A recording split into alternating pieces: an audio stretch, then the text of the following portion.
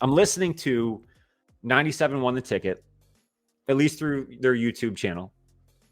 And the afternoon show, if you're familiar with Mike Valeni and Rico and the producers in that studio, David, I think his name is. Mike brought up, the main host brought up, he was watching the Monday Night Football game last night, Buccaneers, and specifically watching the quarterback play, Baker Mayfield, who he seems to really have a thing for. Well, watching him last night has convinced Mike Valeni that if you replaced Jared Goff with Baker Mayfield, that immediately makes the Detroit Lions the Super Bowl favorites. And I'd love to hear from you guys in the chat. Number one, would you exchange Jared Goff for Baker Mayfield right now? Let's just say 1 for 1. Forget about the money. Forget about picks, player exchanges. Forget about all that. Would you just trade out Jared Goff for Baker Mayfield? And if so, give me the reasons why you would do that. I'd love to hear from you guys.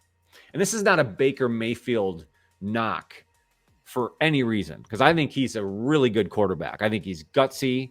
I think he's a playmaker. He's carried that offense at times, and they've looked good through 2 weeks of this NFL season. I'm not saying that Baker Mayfield is not a quality quarterback or that I wouldn't take him on my team. But I certainly wouldn't sit here and say I would exchange him for Jared Goff, or that ultimately makes the Lions a better football team. Because with that argument from Mike Valeni from 97 Won the Ticket, I think what we fail to think about is the fact that Jared Goff has beaten him multiple times over now, current or in recent times in the playoffs. He's played better than him in the playoffs.